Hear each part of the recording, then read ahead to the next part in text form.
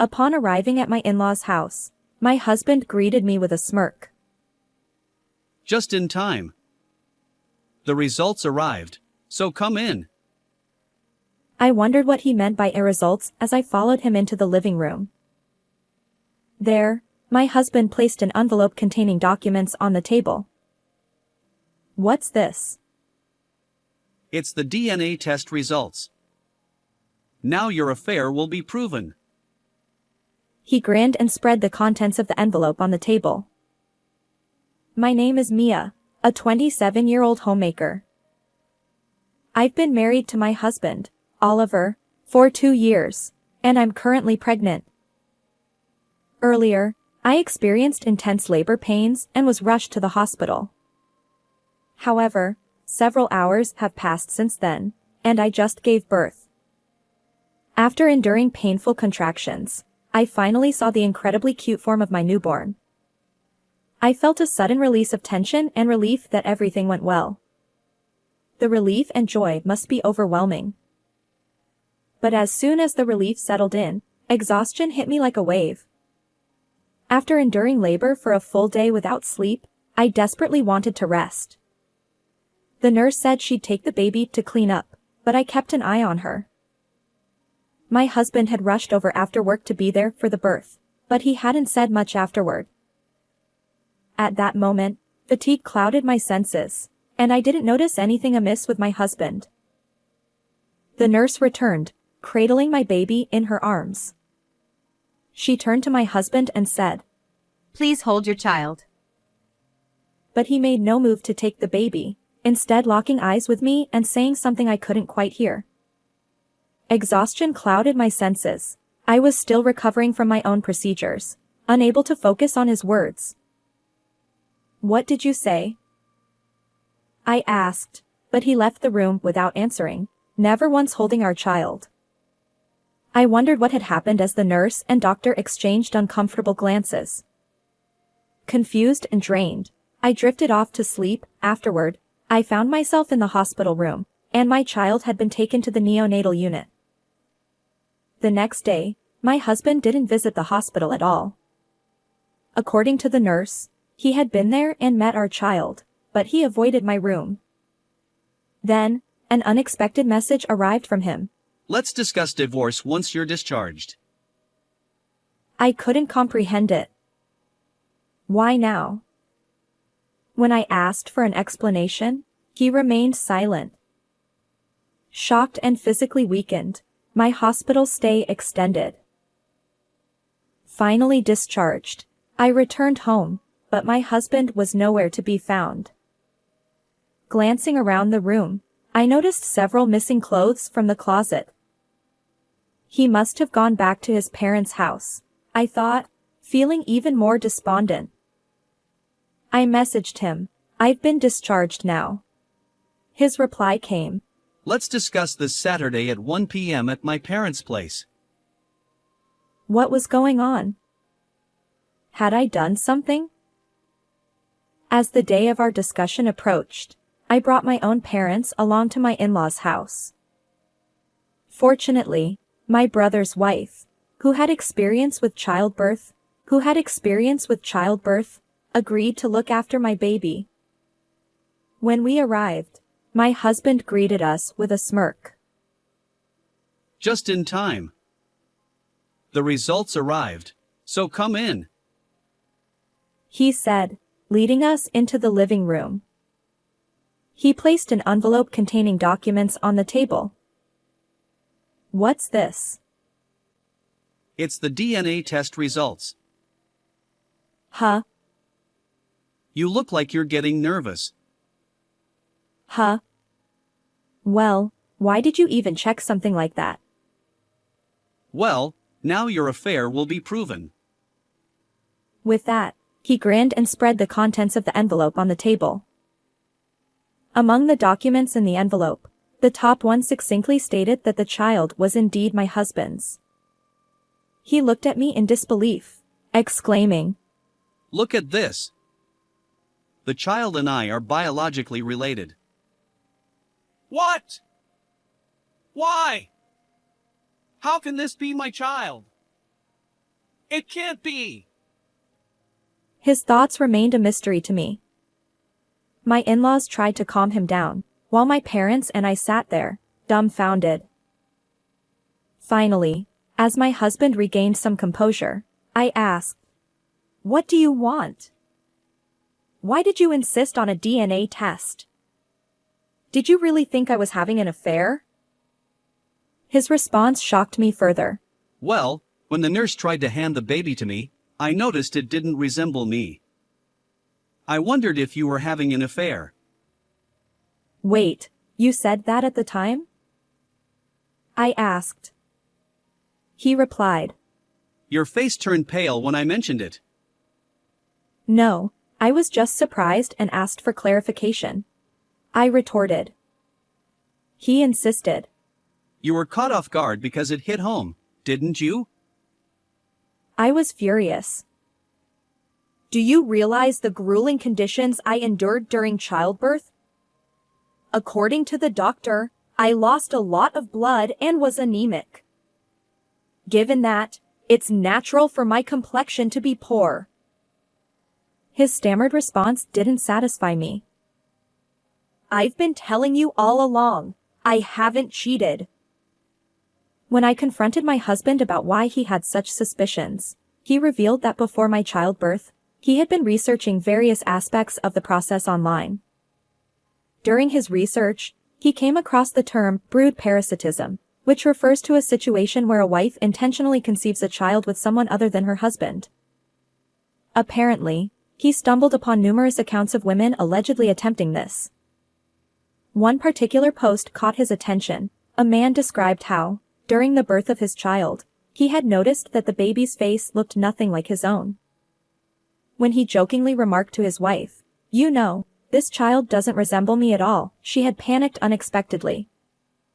Intrigued, he secretly conducted a DNA test, and unsurprisingly, the results confirmed that the child was not biologically his. The post concluded by suggesting that right after childbirth, when women are exhausted and their minds are foggy, it's an opportune time for such revelations. I scoffed at my husband's insinuations. "So you thought I was up to something? Ridiculous." Well, the baby didn't look anything like me. I challenged him. "Are you serious? Take a look at this photo." I showed him a picture of our baby taken on my smartphone. Even my in-laws, sitting beside my husband, scrutinized their grandchild's features. Oh my. My mother-in-law exclaimed and retrieved what looked like an old photo album. She pointed to a picture. It's Oliver when he was born. My husband stammered. Wait, our child looks just like me. My father-in-law chimed in. They're practically identical. I emphasized. "Now do you understand? This child is undeniably yours." My husband slumped his shoulders, crestfallen, while my in-laws tried to console him. I realized that my feelings toward my husband had completely cooled. Regarding divorce and child support, I began. His response was a surprise. Huh? Well, we don't need to divorce, since the child is mine. "What? After baselessly suspecting me, you have the nerve to say that?" I retorted. He apologized profusely, and my in-laws, flustered, chimed in. Mia, our foolish son is truly sorry. But could you find it in your heart to forgive him? I requested some time to think it over and promised to arrange another meeting later. However, one thing bothered me, my husband's smugness when he doubted my fidelity. Even as he spread out the DNA test results, he wore a triumphant expression. Normally, if a wife were accused of infidelity, anger would be the natural response. I promptly hired a private investigator to look into my husband's actions. Within 2 weeks, I discovered his misdeeds. He had been having an affair with a coworker, and their relationship was quite intimate. Essentially, my husband assumed that if I were unfaithful, he could divorce me on my fault, claim alimony, and be with his lover. When he saw my pale face during the confrontation, he must have thought his plan was working. Little did he know that I would uncover his secrets. I immediately contacted my husband and headed to my in-laws' house with the documents. It would take too much time to make me wait for 2 weeks. He seemed irritable. How could the one who had wrongly suspected me now act so arrogantly? I felt compelled to teach him a lesson. So, Mia, have you reconsidered divorce? I apologize to you both, but I still want a divorce. My husband exclaimed. What? My mother-in-law added. Well, that's... My father-in-law questioned. Why? Oliver has genuinely reflected on his actions. My mother-in-law continued.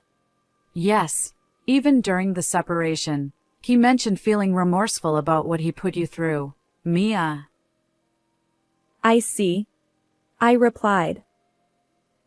Then, my husband unexpectedly became defensive.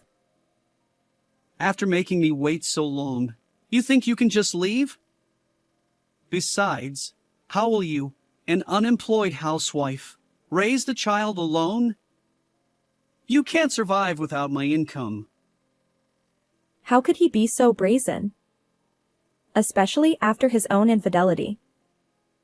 Why are you so desperate to avoid divorce? Is it because you don't want to pay child support? I challenged. He stammered. What are you saying? It's my child. I don't want to be apart. My mother-in-law interjected.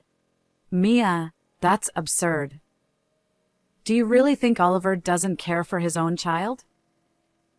As my in-laws began to question my actions, I decided it was time to get to the heart of the matter. Please look at this, I said, spreading several photos from the envelope. The images captured the moment when my husband entered his affair partner's apartment and later, when they entered a hotel. My in-laws were speechless. What is this? My mother-in-law asked. These are evidence of Oliver's infidelity, I replied. My husband's face turned pale. In essence, he deceived me first. He suspected me of cheating, hoping that if I were unfaithful and the child wasn't his, it would work in his favor. But I was completely innocent, so he panicked. Even if we divorced and he ended up with his affair partner, he didn't want to pay child support. My husband seemed to realize the truth, and his complexion grew even worse. Regardless, I can't continue with you. Please sign this divorce agreement.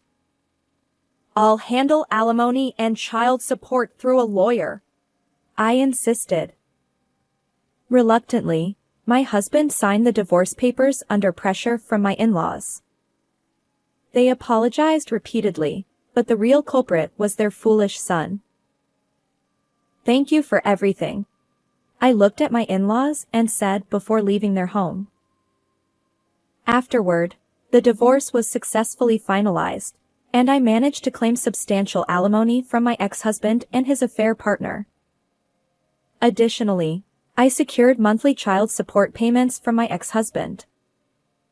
Unfortunately for them, their actions have consequences, and they now face cold stares from colleagues at work. You see, my ex-husband had already spread rumors about me being unfaithful at his workplace. However, the truth revealed that he was the one who had cheated, causing his reputation to plummet among coworkers. Interestingly, I learned about this from an acquaintance at my ex-husband's workplace.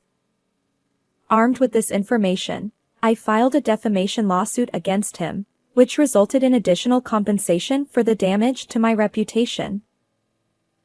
As for my ex-husband, he found himself drowning in debt, unable to afford his affair partner's company anymore. She, too, felt uncomfortable and eventually quit her job. Despite his discomfort, my ex-husband continues to pay alimony and child support, trapped in a living hell of his own making. It serves you right. On the other hand, I managed to secure an office job through a friend, and I'm thriving as a single parent. My son is growing up beautifully and is incredibly adorable. While I'd like to explore romance again someday, I'll wait until things settle down a bit. For now, I'm focused on working hard to provide for my child's future. How did you find this story? Don't forget to subscribe to my channel. Until next time.